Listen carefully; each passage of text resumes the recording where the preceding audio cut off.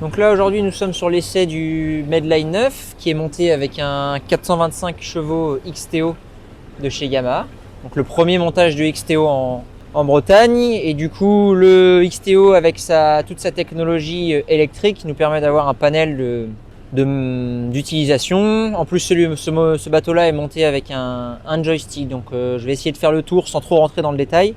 Donc la commande électrique avec le joystick et l'écran LCD. Donc après il y a une interface avec le Garmin grâce à la compatibilité JD939 qui nous permet d'avoir les informations moteurs aussi sur l'écran Garmin. Donc vous avez le joystick donc là qui est en monomoteur, qui vous permet de faire des manœuvres de port, qui vous permet aussi de faire grâce ici à l'autopilote, qui vous permet de faire des caps, qui vous permet de suivre aussi l'autorouting de Garmin, c'est-à-dire que vous faites une route sur Garmin en autorouting qui après est envoyée sur votre autopilote et qui vous permet justement de faire une route, et après vous n'avez plus à toucher au volant façon de parler. Vous pouvez aussi faire du cap, c'est-à-dire vous choisissez un cap et votre bateau va suivre ce cap. Vous avez aussi ici sur le joystick toutes les fonctionnalités de pêche, donc pour faire de la traîne, pour faire de la dérive. Le joystick est aussi relié à la commande de gaz, puisque vous avez un régulateur de vitesse sur la commande de gaz par exemple, et vous pouvez, une fois que vous mettez votre régulateur de vitesse, vous pouvez augmenter ou baisser grâce au joystick.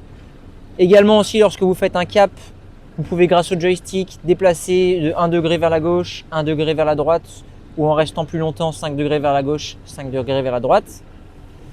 Grâce à toute cette technologie électronique, vous avez aussi la possibilité, en rentrant dans le menu, de mettre un trim automatique. C'est-à-dire que votre moteur montera et descendra, donc on appelle ça trimer, en fonction du régime moteur. La direction étant électrique aussi, vous pouvez régler la dureté de la direction directement sur l'écran LCD. Donc on va faire une petite démonstration joystick. Donc là je suis en prise, donc je suis juste au plus bas régime. Donc pour prendre la main sur le joystick, il faut que je passe au point mort. Donc je passe au point mort, je prends la main sur le joystick. Donc le joystick après c'est très simple, c'est comme une console de jeu, hein, c'est marche avant. Donc vous avez aussi la possibilité de régler le régime moteur du joystick. Donc là je suis au minimum, donc à 1000 tours, et vous pouvez augmenter le régime moteur. Donc marche avant, point mort, marche arrière au besoin. Et ensuite vous choisissez l'angle de votre moteur en pivotant le joystick vers la gauche ou vers la droite. Donc là vous pouvez regarder derrière, c'est vraiment très réactif.